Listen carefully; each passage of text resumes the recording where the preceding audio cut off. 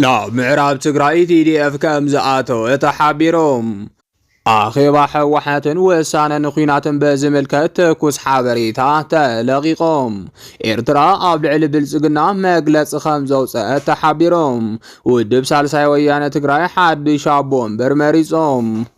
أرست زينانا نزيوم يمسلو نيروم أزي حبرت ميديا نيتوركيو زي خبركم تخاتلتنا كيسا موداتا مولت حستوثاتنا خيتكاتلو بخبرن دعدمنا حزدما نابوانا زرزر زينانا خنحالف نعم معراب تقرأي TDF كم زعاتو يتحابيروم كفلفلات نازي ترخب حابريتا خمز حبرو اب قزيوم محدار تقرأي زلو مرحتن حدا مرحت حوحتن اب الحزب تقرأي داغ ماي كوينات كايد ايدوليون تراحن تايكونس اب اخيباتات كبرتك تعاتنا كايدو خمز ركبو تفليتوم كفلفلات نازي ترخب حابريتا خمز حبرو مبزحت يوم امرار حق قزيوم محدار تقرأي بفلاي دمات جنرال ود وردم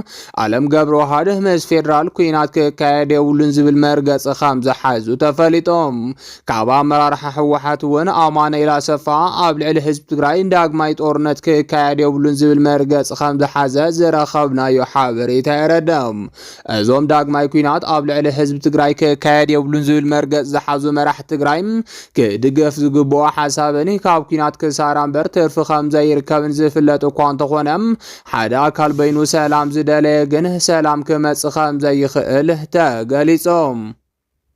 جنرال برهانو جولا حوحات انتي طفات اب ኢትዮጵያ ሰላም አይክህልን ኢሉ ኣብ ሚዲያ ወፂኡና ተነገረ ኣብ ዘለሎ ኣብ ዝሕጂ እዋን ትግራይ ሰላም ስለዝደለየ ጥራሕ ኣብ ልዕሊ ትግራይ ዳግማይ ኩናት ኣይውልዓን ኢልካ ምሕሳብ የዋህነት ጥራሕ ይኽብሉ ተንተንቲ ይገልጾም ቶም ተንተንቲ ወሲኾም ከም ዝገለጽዎ 400 ዝሆን ግዛት ትግራይ ኣብ ትሕቲ ወረርትና ሃሎን ኣብይ ኣሕመድ ምዕራብ ትግራይ በሰላማዊ መንገዲ ከም ዘይምልስና ተፈለጠን ሰላም ጥራሒና ንደሊ ማለት እንታይ ዓይነት መልእኽትን ምትሕላፍ ደለምዮም ክብሉ እቶም ተንተንቲ ወሲኾም ይሓቶም እዚ ከምዚ ኢሉ እናሃለወ ሕዚ ዝተረኸበ ሓበሬታ ከም ዝሕብሮም ሰራዊት ትግራይ ናብ ምዕራብ ከም ዝኣትዉ ተሓቢሮም ጋዜጠኛ መድሃኔ ግደይ ሒዝዎ ዝወጽ ሓበሬታ ከም ዝሕብሮ ኣርሚ ሰብዓን ኣብ ምዕራብ ትግራይ ብምእታው ንቐጻል ተልእኾ ዝጠቕማ ስርሒት ትፍጽም ኣላ ክብል ገሊጾም ጋዜጠኛ መድሃኔ ግደይ ምዕራብ ትግራይ ናብ ትግራይ ክትምለስ ለይትን ቀትርን ኣበርቲዖም ይሰርሑ ካብ ዘለው ንፉዓት ጋዜጠኛታት ትግራይ ሓደ ከም ዝኾነ ይፍለጥ እዮም ብተመሳሳሊ መንገዲ TDF ብኻልኦት ክልተ ኣንፈታት እውን ናብ ምዕራብ ትግራይ ተጸጊዑ ከም ዘሎ ፍልፍላት እናሓበሩ ይርከቦም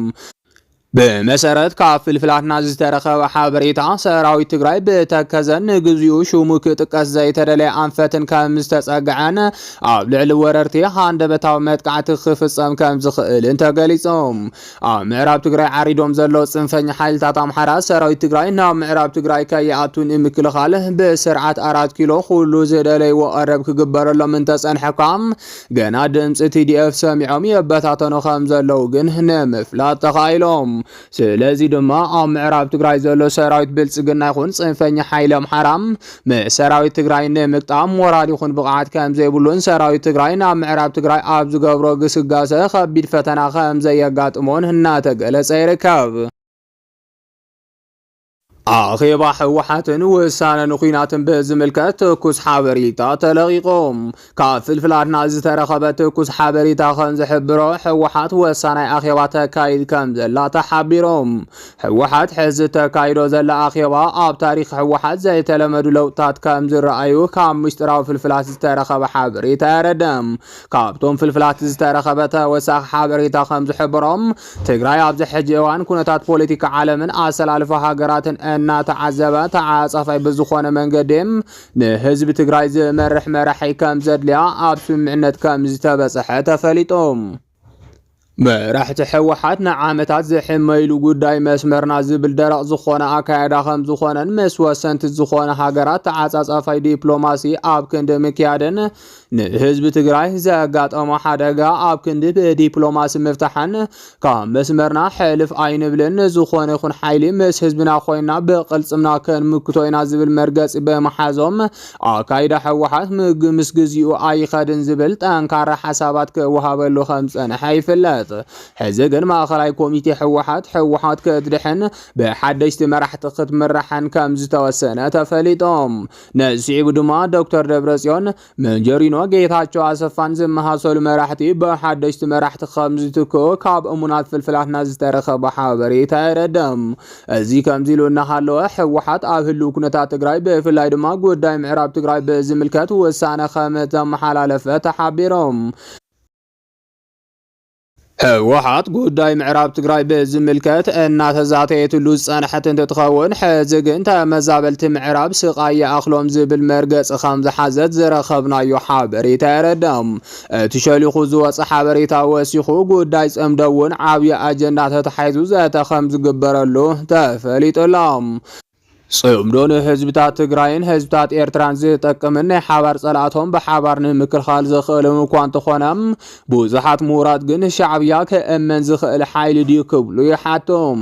ብመሰረት ሓሳብ እቶም ምሁራት ሻዕብያ ንሕወሓት ኣብ ጎኒ ክለኹ እናበለ ኣብ መንጎ ትግራይን ፌደራልን ኩናት ምስ ተጀመረ ፀጉዒ ሒዙ ስቕ ኢሉ እንተኢሎም መራሕቲ ሕወሓት ፕላን ቢ ኣለዎም ዶ ክብሉ ወሲኾም እናሓተቱ ይርከቦም። ኤርትራ ኣብ ልዕሊ ብልጽግና መግለፂ ከም ዘውፅአት ተሓቢሮም። ብዙሓት ተንተንቲ ኣብ መንጎ ኤርትራን ኢትዮጵያን ተሓሲቡ ዝነበረ ኩናት ዝምልከት ዝግበር ዝነበረ ናይ ሚድያ ወፍሪ ሕዚ ርግዕ ክብል ጀሚሩ ኢሎም ክጽብጽቡ ምጅማሮም ይፍለጥ። እቶም ተንተንቲ ወሲኾም ከም ዝገለጽዎም ኤርትራ ብድሮናት ኢራን ወተሃደራዊ ዓቕማ ምጥንኻራ ስዒቡ ብልጽግና ከም ዝሰግአን ሙሉእ ኤርትራ ኣብ ውሽጢ 3 መዓልቲ ክቋፀራ ዝብል ዝነበረ ስርዓት ብልጽግና ሕዚ ኣብ ልዕሊ ወተሃደራዊ ዓቕሚ ኤርትራ ዝነበሮ ገምጋም መሊሱ ክግምገም ከም ዝተገደደን ተገሊጾም። ሓደ ተንተንቲ ድማ ብልጽግና ንሻዕብያ ፈሪሕዎ ኢሎም ትንተና ምጅማሮም ተፈሪሑ ዝነበረ ኩነታት ቀርኒ ኣፍሪካ ናብ ሰላማዊ መንገዲ ይምለስ ኣሎ ዝብል ተስፋ ሒዙ እንተነበረ ኳም ሕዚ ግን ካሊእ ሓዱሽ ውጥረት ከም ዝተፈጠረ ተፈሊጦም። ሕዚ ዝተረኸበ ትኩስ ሓበሬታ ከም ዘመላኽቶ ኤርትራ ኣብ ልዕሊ ብልጽግና መግለፂ ከም ዘውፅአት ተሓቢሮም። ኤርትራ ብሓበሬታ ሚኒስትር ኣቢላ ኣብ ዘውፅአቶ መግለፂ ብልጽግና ብወፃኢ ጉዳዩ ገይሩ ዝዘርግሖ ዘሎ ሓበሬታ መሰረት ዘይብሉ ምዃኑ ገሊጻላ። የማነ ገብረ መስቀል ወሲኹ ከም ዝገለጾም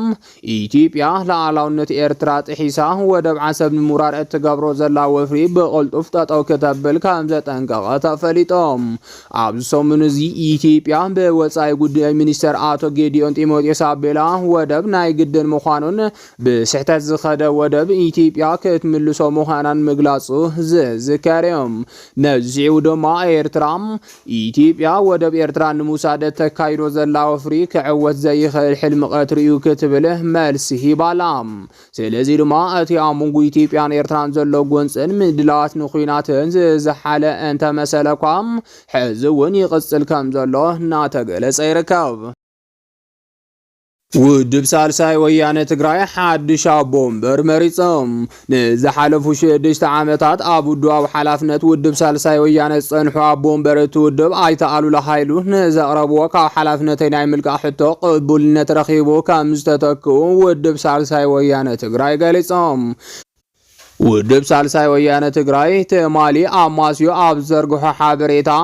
ኣብ ዝሓለፉ 2 መዓልታት ኣብ ዝተኻየደ ኣኼባ ብሄራዊ መሪሕነት እቲ ውድብ ኣብ ቦምበር እቲ ውድብ ኣሉላ ሃይሉ ብፍቓዱ ካብ ሓላፍነቱ ክለቁ ናብ ብሄራዊ መሪሕነት እቲ ውድብ ዕላው ናይ መልቀቕ ደብዳቤ ከም ዘእተው ተሓቢሮም። ብሄራዊ መሪሕነት ውድብ ሳልሳይ ወያነ ትግራይ ዝቐረበሉ ካብ ሓላፍነት ናይ ምልቃሕ ሕቶ ተመያይጡ ኣይተ ኣሉላ ሃይሉ ዘቐረቦ ምኽንያታት ብምርዳም ነቲ ሕቶ ቅቡል ከም ዝገበረ ድማ ሓቢሩሎም። ኣይተ ኣሉላ ሃይሉ ንዝነበሮም ልዑል ኣበርክቶም መሪሕነትን ዝምስገን እዩ ዝበለ እቲ ውድብ ነቲ ውድብ ዝመርሕ ሓዱሽ ቦምበር መሪጹሎ ክብል ድማ ወሲኹ ይሕበር። ብመሰረት እዚ ኣይተ ክንፈ ሓዱሽ ቦምበር ውድብ ሳልሳይ ወያነ ትግራይ ኮይኖም ከም ዝተመረጹ እቲ ውድብ ዕላው ገይሩሎም። ዜናታት ናይ ዝዕለት ነዚኦም ይመስሉ ነይሮም። ንምክትታልኩም ካብ ልብና መስገን።